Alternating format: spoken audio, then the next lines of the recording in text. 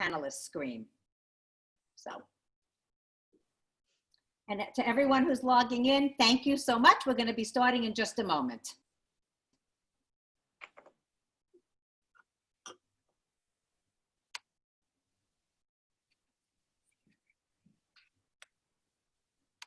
Okay, another few seconds and we're going to get this game going.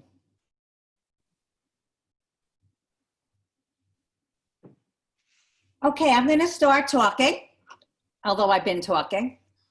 Hi, everyone. I'm Elise Ingber at my own home, but welcome to the Jacobson JCC Zoom webinar.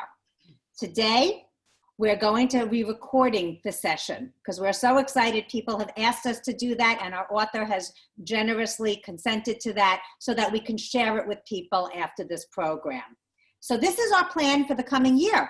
Zoom webinar is the way to be, and we are just simply so cool. And like on a beautiful day like today, at least my hair's not frizzing on the way I'm getting to work.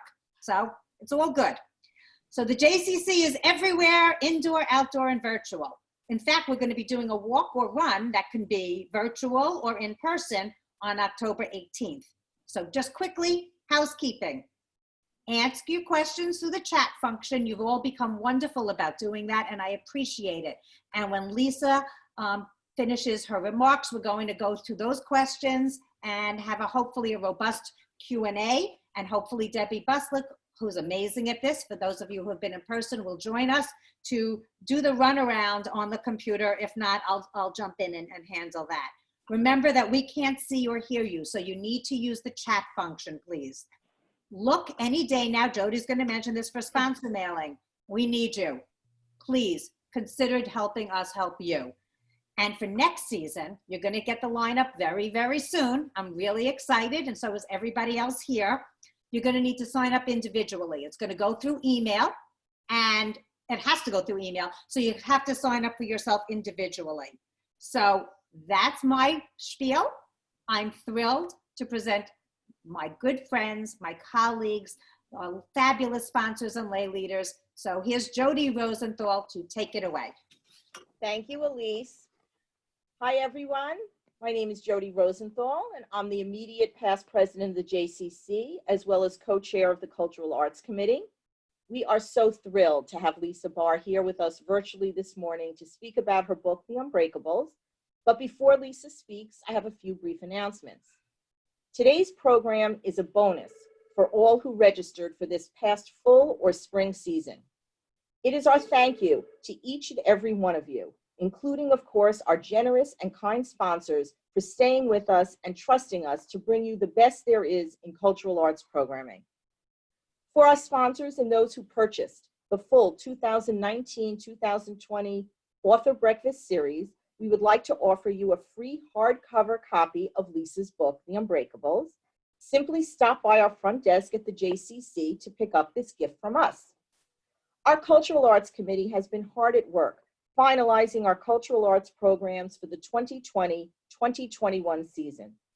As we approach the new season, it is evident that we cannot all be together in person. Yet, we can still remain connected no matter where we are geographically. Towards that end, we ask that you consider purchasing our new virtual full season at reduced pricing or become a sponsor. During these challenging times, we've continued to bring you quality and engaging programs, and there is so much more to come. However, the JCC really needs your support. This season, we will be bringing you 5 virtual author events, 2 in the fall and 3 in the spring.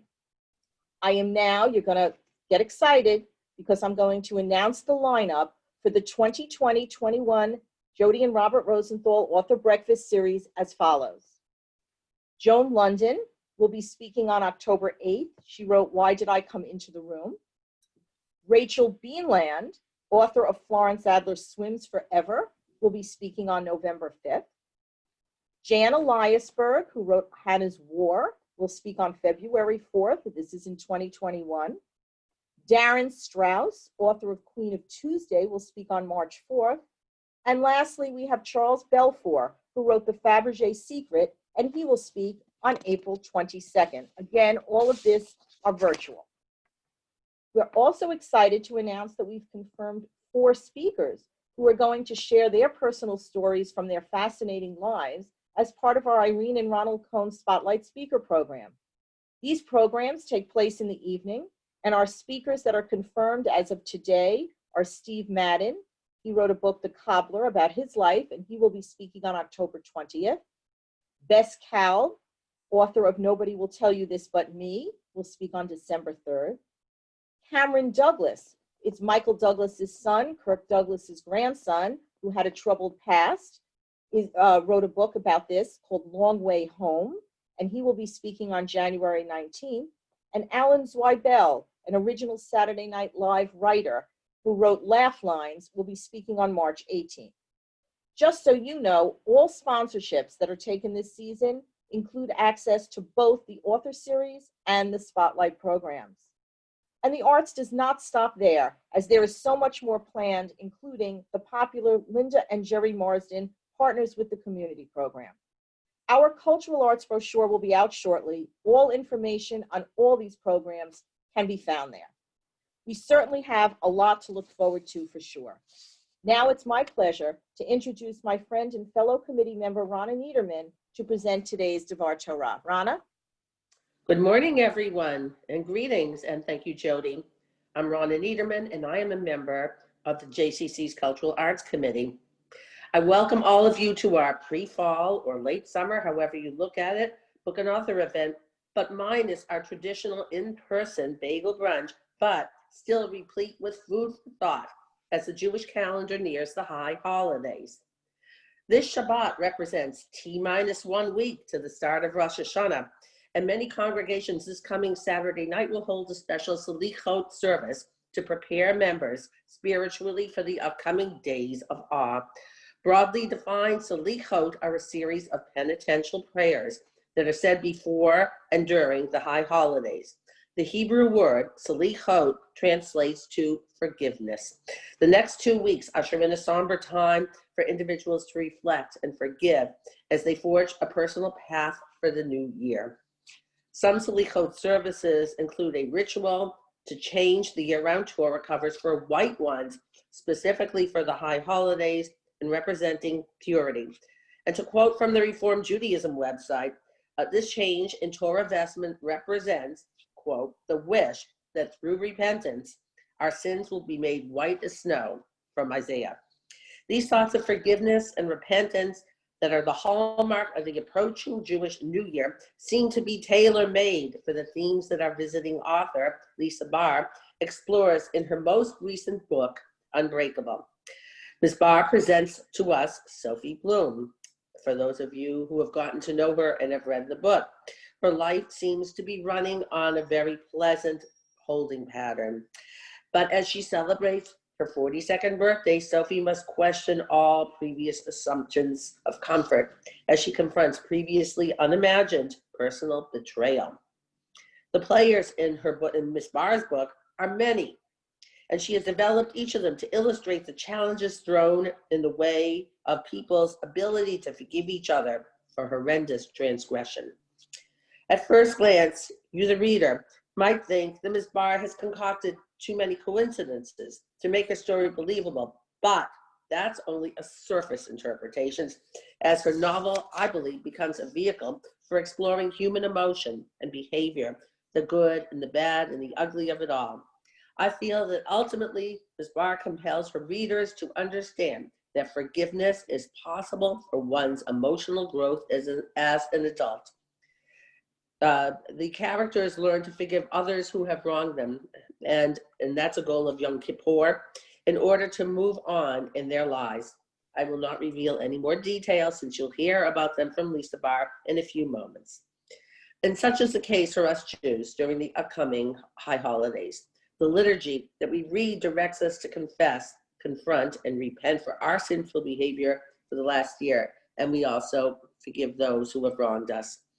While we don't read about Ms. Barr's characters attending a Rosh Hashanah or Yom Kippur service, they do grow, often through painful personal experience as the pages of the Unbreakables unfold.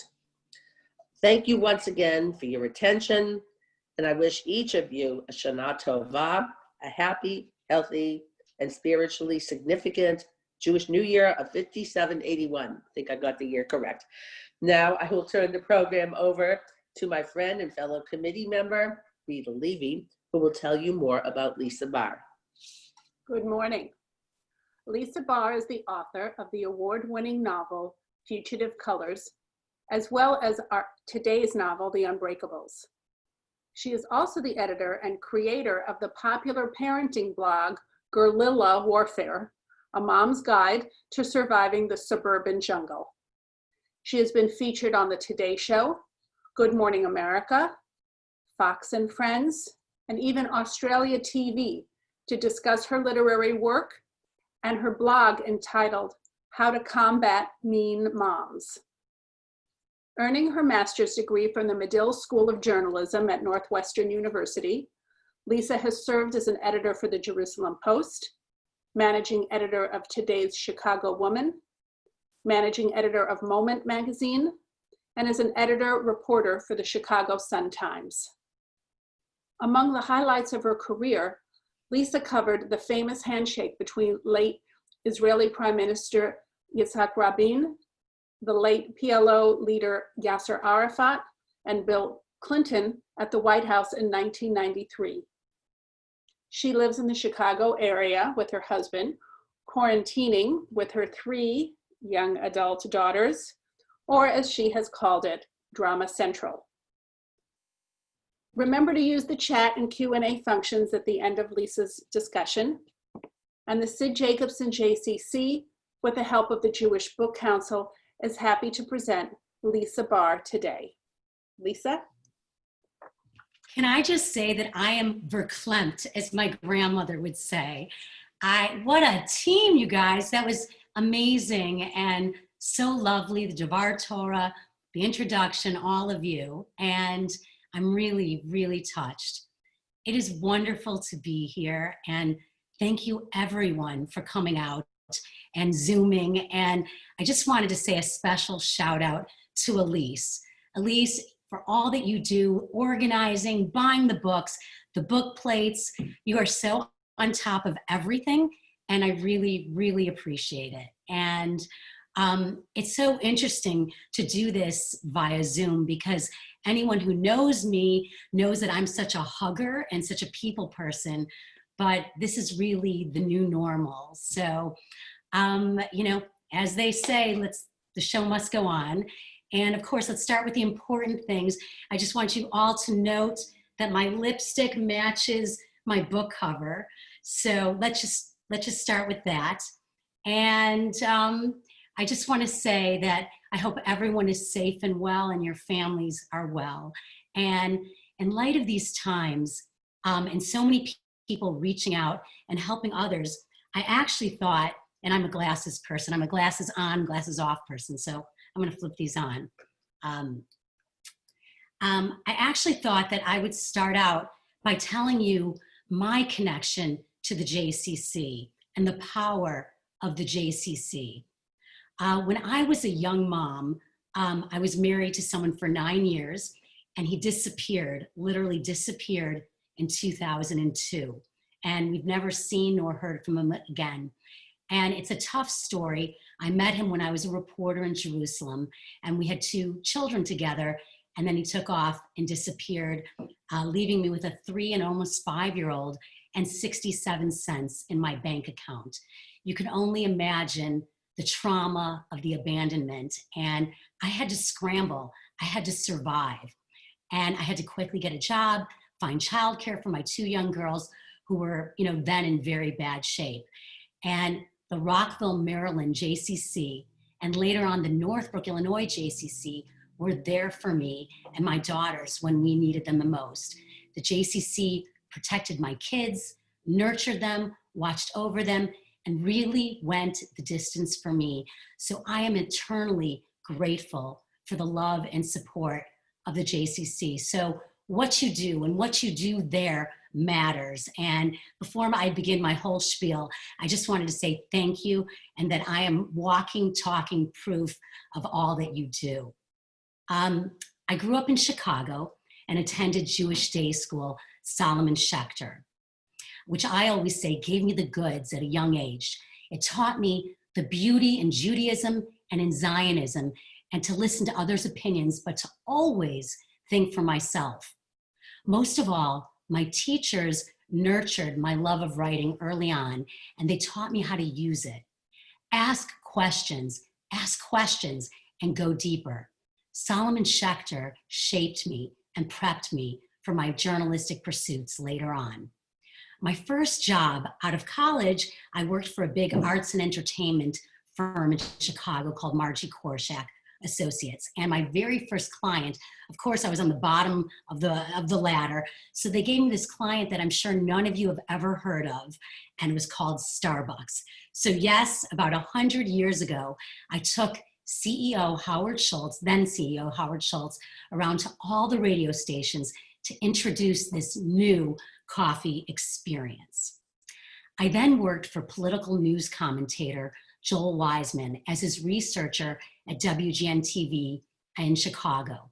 Joel really taught me how to never take no for an answer, and those are lessons that I still incorporate and treasure today. I then went on to become the managing editor of Today's Chicago Woman, which in itself is kind of a great story.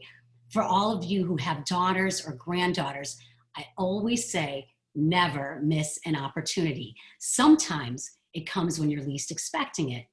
So there I was in my 20s, and I was working out at a health club in downtown Chicago. I was in my towel, and I hear over the locker bank 2 women talking, and one said, "I really need a new managing editor." I looked down at my towel and thought, well, this isn't optimal, but just go for it. So I went around the locker bank and I said, "Hi, I'm Lisa. I couldn't help but overhear." And as you can imagine, the publisher was standing there naked. But we ended up doing the interview right there on the bench in our towels. And I was hired as her new managing editor for the next few years. Then at age 28, I had just gotten out of a long-term relationship. My family was making me crazy. Why wasn't I married? The question du jour. So I decided I needed a real change, a new adventure. And I moved to Jerusalem with just my bike, 2 bags, and a laptop. I became a reporter and an editor for the Jerusalem Post for 5 years. And it was literally the best job of my life. I covered everything there from terrorism to celebrities, interviewing presidents and prime ministers and celebrities from Madonna to Robert De Niro. But it was not an easy gig. There was a time there that there was a slew of bus bombings in Jerusalem. And one of my hardest assignments was covering the hospital waiting rooms, interviewing parents who were there waiting to hear if their loved ones, victims of terror attacks, were alive or dead. It was brutal, devastating, and I would many times go home and cry myself to sleep, as you can imagine. One particular story was the game changer for me. I was on my way home from Jerusalem to Chicago for a family event. I stopped in Washington, D.C. to see my best friend, and then I got a call. "Sorry to interrupt your vacation, but can you be at the White House tomorrow morning? It's top secret." And I thought to myself, hell yeah. And there I was, one of 3 reporters from the Jerusalem Post covering the famous handshake between President Bill Clinton, the late Prime Minister of Israel, Yitzhak Rabin, and PLO leader Yasser Arafat. It was exhilarating covering that piece of history, and then we all know what happened. The peace process went south, and Yitzhak Rabin was assassinated by an extremist Jew. I remember this horrific moment like it was yesterday. Leah Rabin, his wife, known as the Jackie O of Israel, became the lioness, taking care of a country whose dreams of peace had been shattered, caring for an entire country while she herself was in the deepest pain of her entire life, having had to bury her husband, an Israeli hero of 47 years. Leah Rabin granted me the exclusive interview for Vogue magazine just weeks after the assassination. She invited me to her home in Tel Aviv. I rang the door buzzer, upon which was printed in Hebrew simply, Rabin, along with 32 other family names in a nondescript apartment building. This was the Prime Minister's residence. A security guard led me up to the 8th floor apartment. I walked in and my breath literally caught in my throat. Images of Yitzhak Rabin were everywhere. From the time of the Palmach, the entire history of the state of Israel, led by this man, was right there on those walls. Leah entered the room, her hand outstretched graciously, and we sat across from each other, coffee in hand, with just enough emotional distance. Leah Rabin was nobody's victim. During the course of the interview, I asked her one particular question. Mrs. Rabin, is he proud of you, the way you have stepped into his shoes, mothering an entire country when you yourself are in such deep pain? She looked at me, this stoic woman, mourning her husband of 47 years, and began to cry. She cried, I cried, and we held each other. There was no journalist separation, and we stayed in contact as friends until her death. This story, for me, remains to this day one of my most meaningful pieces. I will never forget it or her. In the year 2000, we moved my family from Jerusalem to Washington, D.C., and it was soon after that my deep connection with the Jewish Community Center began. I was hired as the managing editor of Moment magazine, which was founded by Elie Wiesel. I was there during this turbulent period of my life, going through a traumatic divorce and dealing with my daughter's abandonment, as I had mentioned. After life had finally settled, I then moved back to the Chicago area where I was from with my kids and served as an editor-reporter for the Chicago Sun-Times. I launched the paper's first women's section, and my first profile was interviewing my literary crush, Erica Jong, on the 30th anniversary of Fear of Flying, a book I stole off my parents' top shelf at the age of 10 and was very influential for me. I love to write for and about empowering women. I'm also the creator of a mom blog, which ran for 5 years. It's still running, but with all my book demands, I'm able to get to it a lot less. But every once in a while, I'll shoot out an article. It's called Guerrilla Warfare, a mom's guide to surviving the suburban jungle. And this blog later set the stage for the Unbreakables. Throughout my career, I was a full-time working journalist by day, and at night, I worked on my fiction. I always say that the story that keeps you up at night is the one you have to write, the no matter what story. My first draft of my debut novel, Fugitive Colors, I actually brought it. You probably see it backwards, but that's Fugitive Colors. This is the paperback version. But this began while I was living in Jerusalem and on bed rest for 9 months. Yes, you heard me right, 9 months. So I wrote my first version of that novel while on bed rest with my eldest daughter, who's now a healthy, thriving, and very dramatic 23-year-old. Fugitive Colors is a suspenseful tale of stolen art, love, lust, friendship, jealousy, deception, and revenge on the eve of World War II. It is the story of what happens to young Julian Klein, who gave up his Orthodox religion to move from Chicago to Paris to paint freely, and the price tag for following his passion.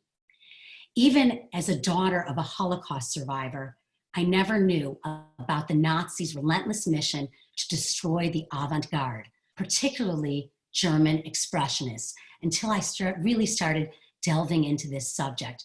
And this was all the way back in, I would say 2000, when I first began to really investigate it.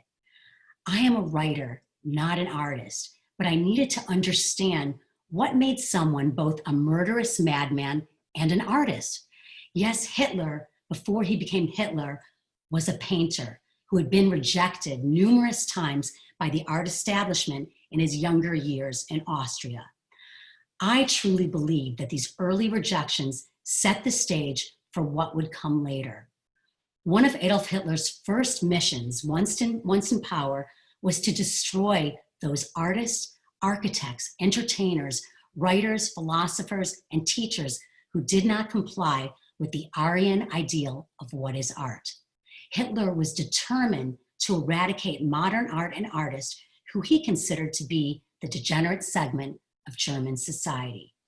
For him, this wasn't political, it was personal. And I had to explore this in depth. There is no greater shame than being an artist without talent. And one of my main characters in my book, Felix von Bredow, like Adolf Hitler, wanted other artists to suffer because of his own lack of talent. Fugitive Colors signifies the incredible impact art had on Hitler's war. And now, more than 75 years later, after most of the Holocaust survivors and Nazis have passed, this subject is still front page of news. My new manuscript that's with HarperCollins and which comes out in 2021 may perhaps be considered a sequel to Fugitive Colors. It's called Woman on Fire, and it's the suspenseful tale of a contemporary young journalist who gets embroiled in a major art scandal centered around a Nazi-looted masterpiece, forcing the ultimate showdown, pitting a young woman against a manipulative, and some would say monstrous, art dealer. And I'm so excited to bring this new book to light. While Fugitive Colors and Woman on Fire are books about stolen art, The Unbreakables is about a woman whose life was stolen out from under her. Sophie Bloom's life falls apart when she's betrayed by her husband and her best friends. And it centers around, at first, the Ashley Madison scandal. For those of you who don't know what that is, Ashley Madison is not a preppy clothing line, although it sounds like it. It's a website geared toward married cheaters. Their motto is, life is short, have an affair.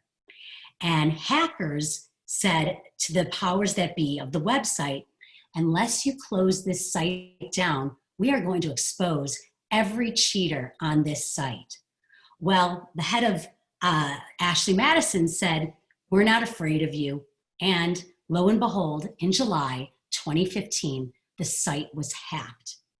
32 million cheaters across the globe were exposed. And so begins the very first scene of my book, The Unbreakables.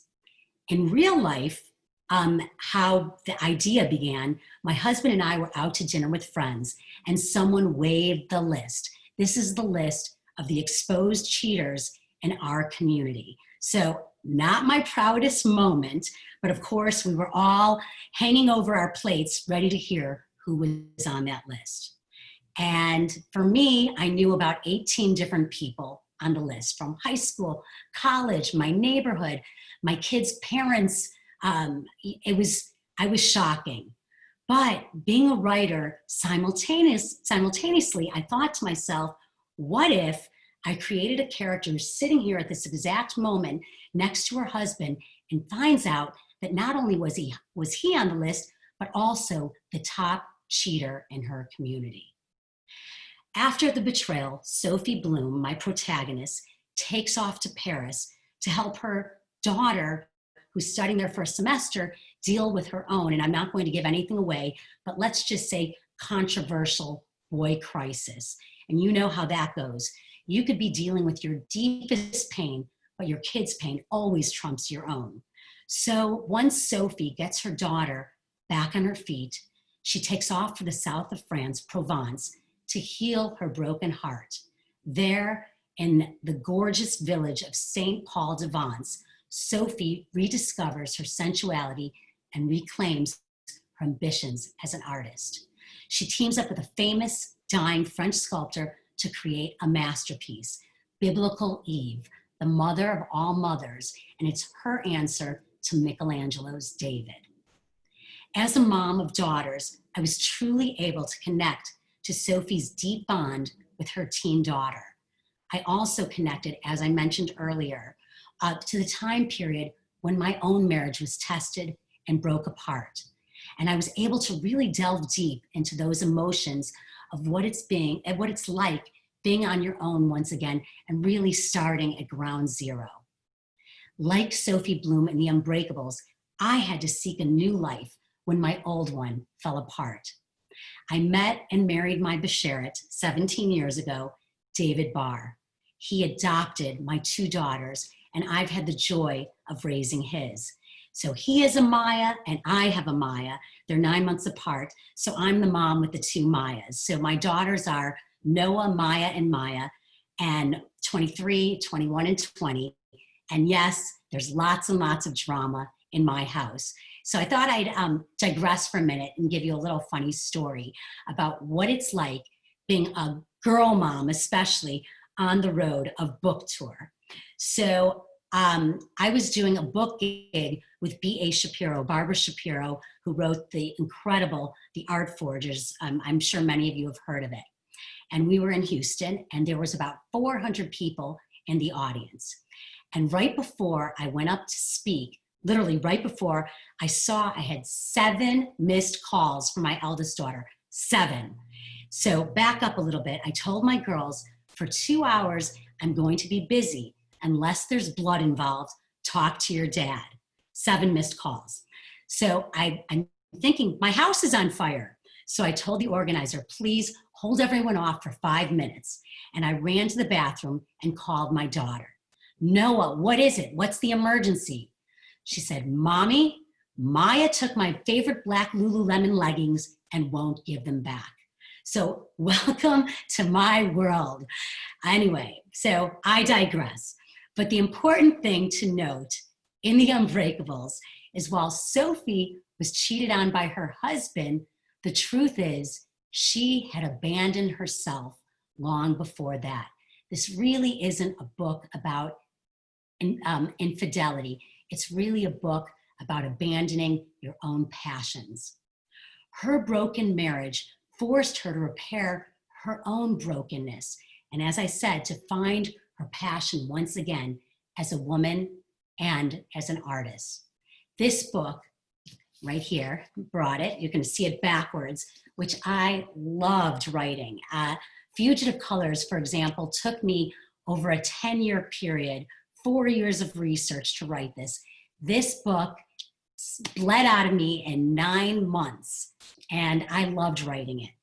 And it's been called a racy beach read, but really it's much more profound. It's feminist, empowering, sensual, and emotional. It tackles subjects that are really important to me and to a lot of women: reinvention, second chances, mother-daughter bonding, finding love again, and yes, embracing your passion. While Sophie Bloom created the larger-than-life Eve, I created a woman who learns what it truly means to sculpt a real masterpiece, her own life. The Unbreakables is a passionate tribute to a woman's strength in the face of heartbreak and adversity. And Sophie is a hot mess, but she turns fierce, and I kind of fell in love with her, and I hope you do too. I wanted to read you just a very, very short passage, and I think this sums up my book, and really it defines me and how I've lived my life. So it's a short scene, and again, no spoilers, but there's a character, Leah, and she's a very young, sexy, carefree French painter, a millennial. You gotta love these millennials. They kind of do and say and whatever they want and whatever they feel.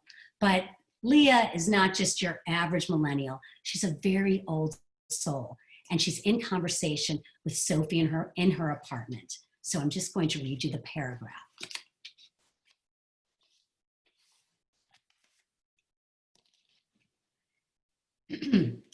Leah gestures for me to join her back in the main room. She hands me a paintbrush.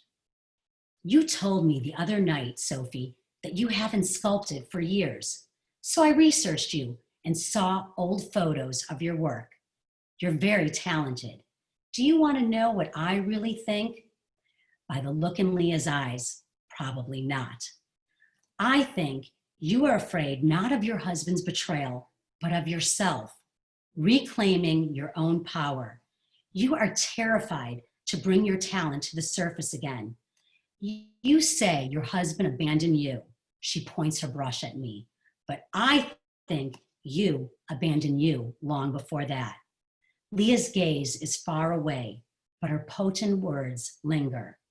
My mother used to tell me when I doubted myself that no one wants to be with the shell. Be the pearl, Sophie, and you will find you once again. So thank you so much. And I'm really excited to take your questions. And Debbie or Elise, I'm here.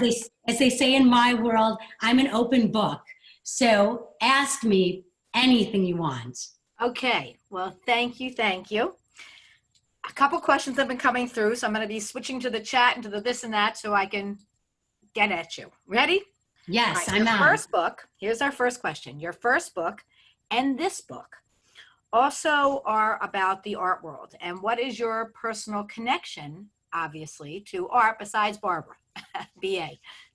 Well, so just so you know, in my past life, I was in Paris in the 1920s with Okay. all my friends, Simone de Beauvoir and all the artists there, and hanging out at Café de Flore while I was writing. So that was my past life. Okay. So I am not an artist, but I love art. I feel like it's the most passionate of all mediums. And I for Fugitive Colors, I researched it for over 4 years, and I wouldn't allow myself to even write until I knew I got it right. The art, I had all the testimonials for the artists. With the Unbreakables, kind of a funny story. My husband and I, whenever we travel, we always bring one of my books with, and we give it to our person, one designated person. We have to both agree on it. So we handed an artist that we met, a sculptor in Napa, a copy of Fugitive Colors. And in the end, this sculpture became my guide for all the sculpting in the Unbreakables. And so I do a lot of research. I'm not an artist, but I love art. And my third book is also with art. So there's a thread in this. Well, talking now, you mentioned the third book. Give us a heads up. What's going on? So I'm really excited about this book. And the fun part is, for anyone who's read Fugitive Colors, one of the artists, the leading expressionist artist who was persecuted by the Nazis, his name is Ernst Engel. And in this book, there's a lost masterpiece by Ernst Engel. So it's a fictional artist, but it centers around this painting and everybody who's connected to it. So HarperCollins, my publisher, is very excited about it, and it's going to come out sometime in 2021. Okay, that was what I was going to ask. Yeah. When? Okay, I'm looking at this whole list. All right, here's one. You've been called a genre jumper. What does that mean, and what is the impact on that in the industry? Okay, that's a great question, because most writers, as you know, they're sort of pigeonholed into a genre. If you're a science fiction writer, you write science fiction. If you're a romance writer, you write romance. Basically, you have to stay in your lane. But for me, I can't stay in my lane. You know, when you write a book, you're pretty much 2 to sometimes 3 years with a certain book. And I needed to be able to genre jump, meaning my first book is historical fiction. This book is women's fiction, and some would say sexy women's fiction. And the third book is suspense. And I literally put it in my contract that I can genre jump. And so that's just, for me, whenever I feel a story, it's the story I have to write. And I don't want to be stuck. You mentioned that this was the sexy book. So, and there are some pretty strong sex scenes. Good for you. How did that go over with your family, your public? And can you, give us a little info? That's very funny. Okay, so my husband and my dog, I read every word of my books out loud because I want to hear the dialogue. It's very different when you read it on paper. Okay. So my husband listened to every part of this book, but he said, do not read me the sex scenes. He said, I can't handle it, and I don't want to know what my mother's reading. So basically, but I felt with Sophie's journey, she needed some pow scenes in order to really explore the new Sophie Bloom. But I will tell you, I did have to sit down with my daughters and say, this is, this is what's in my book. And I know some of your friends are going to read this. And, they were, oh my God, no. But they got past it. So. Well, that's good. Yeah. All right. You have a strong background in journalism. And what Yes. made the switch and made you want to write novels? And how did that go? And I mean, So- why, and wait a minute. Do the hats work with each other or against each other, actually? That's a great question. And the hats work with each other. So I'd like to say I was a journalist by day and then a fiction writer at night. So, with journalism, everything is the who, what, where, when, and why. Tell it to me in one paragraph and get out. But in a book, you get to really explore. You get to throw in all those juicy, yummy adjectives. But with journalism, I really understood and learned, how to leave a cliffhanger, how to keep it crisp, how to keep someone page turning. I think my skills with that were really honed in. And also what journalism really taught me how to do was to research and to turn all stones before it's correct. Because the worst thing that can happen to an author, and it happens, is when someone says, no, it didn't happen that way. I was there. No, they don't drink that particular drink in the south of France. This is, you have to do your research, your due diligence. And everything that you read in the Unbreakables, I was there. I did it. I walked the walk. And I think it's really important. And you said you were at those days a journalism in the daytime, a fiction writer at night. So what was your writing process fiction-wise? So I'm very disciplined. And, I think when I sort of after I left the Sun-Times, I became a full-time writer, but I was still working on my mom blog, my guerrilla warfare. So I had that going. And at one point it was 5 days a week, but with young kids, I would get up before they woke up. I'd wake up at 5:30, and then I'd work with them while they were doing their homework. And, while they were in school, I would work. And really, it was just, if they were watching a movie or something, I was working. And I always like to talk about how when my eldest daughter, when I was working on Fugitive Colors, I was nursing and typing one-handed. So lots of crazy. That's interesting. Yeah. All right, we have a question from Ellen who wants to know, says you do a lot of research for your books. Yeah. Do you determine the plot beforehand, and do your characters take you to the places you didn't know they would go? Yes and yes. So I have a plot. I think it through. I'm talking to myself. I'm the crazy person walking who's talking to herself. And I will give a very loose outline, but I know where the book is going to go. But once you get in there and I start typing, the characters take over. And so it's really, I'm a hybrid. It's the characters telling me what to do. A lot of times I dream about my characters, and it's me kind of plotting and knowing which events I want to be in the book. It's a matter of when they come in is what the characters tell me where they need to be. All right. Well, you seem to have a lot of energy. Yeah. So how do you balance being an author with huge demands and motherhood? I mean, 3 daughters, I have 3 sons, so I can't imagine 3 daughters. Yeah, no, it's a lot. It's not always easy. When I was, touring on book tour, especially when my kids were younger, I wouldn't take certain things that I knew would conflict with my kids. So it's my family first every single time. But I think it is a good example that my girls see me working and striving for things.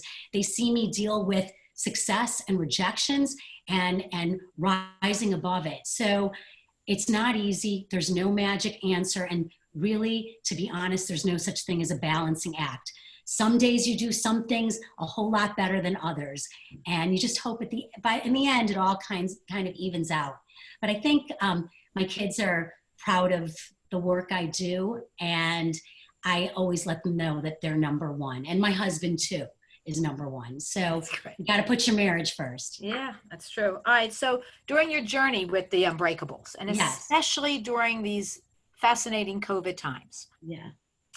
how have you weathered that? What has your journey been like? I mean, we're doing this, and this is a wonderful platform for us to see you and hear from you, but it's not the same as being up close and personal. So what's it been for you? Right. So, fortunately, the Unbreakables came out, a year ago, June. So I had the luxury of being able to go on tour. I did a couple events with a group of my fiction writer best girlfriends for Bloomingdale's. We did a big Bloomingdale's book club in Santa Monica and in Miami, and that was a lot of fun. And I did a lot of, book events in person. And since COVID happened, I do Zoom events, I do joint events.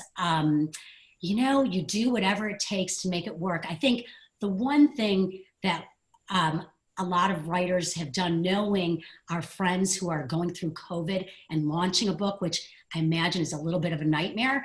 And we're all doing everything we can to lift and promote them. And so it's been a lot of promoting our writer friends doing this, and stepping back sometimes and doing that. But, fortunately I get to do amazing events like this. And, I don't have to leave my house. I'm right here and I get to, meet people. But the downside is, like I said, I'm a people person. Right. And I like the, close-up connection. All right. So you mentioned the Ashley Madison thing was the light bulb moment that gave you the impetus for this book. Yes. But what inspires you? You don't write books every year. Like some people, it's, a machine. What Right. inspires you? How do you pick your topics? What turns you, what makes that light bulb go on? So I was really trying hard. Like, people wanted at the time for me to write a sequel to Fugitive Colors, but Fugitive Colors took so much blood and sweat. I needed something different and lighter, and I wasn't sure what it was going to be. As I said, because I wrote this mom blog and I had a lot of stories, and I'm a vault. You have to be when you're a journalist. And when this Ashley Madison story came out, I literally had a sensation throughout my body. Like, I could feel my blood moving. And this happens to me, whether it's in journalism or in fiction. And I knew I had my story and I had to go for it. So that happened there. And the same with the new book that I just turned in. So Okay. it's a physical, mental reaction that happens. That's great. Yeah. Here's a question that I am reading, and I almost want to answer it myself and hear your answer. And the question is, what do you want readers to gain most from your works? And I think you kept referring to the fact that it wasn't just Sophie's marriage that broke, it's that she had broken. She had given up herself and her ambitions and dreams. Yes. But what do you want the readers? That was my takeaway. What do you want the readers to take away? Okay, spot on, exactly. For me, so spot on, exactly, claps, she's got it. So it is that. I feel like I love happy endings, and, I really believe that we go through so many things, so many trials and tribulations in life. And, I'm not the same as I was when I was 20 or 30 or 40. And I just feel like I want the reader to, gain something from my journalism, from my work, from my fiction. I want them to come away with almost like not a goodie bag, but like a toolkit, saying, you know what? I want to do things different. I've always loved to paint. I've always loved to, build things or whatever. My kids are grown up. It's my time now. And I want women, it doesn't matter what age, because, we all feel different inside, but to just go follow your passion. It's never too late. And I think what I want to leave is hope. And just a real quick, funny story. I did a book event in New York, and the head of the event, she was this young woman, early 30s. And so I gave her my book, and she sends me a letter from Italy. I'm like, I thought you were, in New York at the bookstore. She said, I read your book. I sold my apartment. I got rid of everything and I moved to Italy and I'm cooking. Like I'm becoming a chef because, so those are like extreme things, but when your words matter and maybe mean something or click in some or trigger someone to do things. So those are the kinds of things as a writer that mean everything. That's amazing. All right, we have a question from Marcia who asked, have you ever thought about writing a political book based on your journalism background? Yes, I have actually. Okay, so I have another book in progress, and Ooh. it's I don't want to give too much about it, but it is very much like my own. I was an intern on Capitol Hill at one time, the time of my life, and basically there's some stories there, but I wanted to do something with suspense, tying it in with that. So yes, I have, and I love politics. I'm a news junkie. I know this is not a time to get into politics, but I definitely want to do something with a political edge to it. All right, well, that was very Marcia. Spot on with that question, kiddo. All right, here's one. What authors, living or dead, would you love to invite over for coffee? Okay, so this is going to be, let me just think here. Okay, so this is a bit of an extreme, but the author that sort of made me an author, aside from Nancy Drew books, which I had all of them, and that's my suspense. I mean, those are really what turned me on to become a journalist and an author. But I would say The Diary of Anne Frank was the book for me. And I kept a diary for over 40 years because of Anne Frank. And so dead or alive, if I could have her, and on the opposite spectrum, who is still very much alive, would love to sit and chat with Erica Jong. That would be awesome. She spoke with us, I think, our first year. Did she? And she had a book with us. Yeah, that we had. That's great. Yeah. I had a question. Man, you said that and I lost it. It's going to make me crazy. You're in Miami, yes? I'm in Chicago. You're in Chicago. Okay, I don't know why I thought Miami. All right. Because I mentioned a book gig in Miami. Oh, okay. So I figured that's where you are. All right, so you're in Chicago. Without talking politics, living there now with COVID and with everything that's going on, difficult, manageable? How do you feel? Difficult. It's been difficult. We have a beautiful, a magnificent mile, Michigan Avenue, and there's been a lot of violence and many stores are destroyed and businesses. I think there's a lot of pain going on right now. And that for me personally has been very difficult. And for all of us, I mean, we've got a lot going on as a country and as people, individuals. So it has been difficult. Yeah. Okay, I am looking to see if I have any more. Give me a second.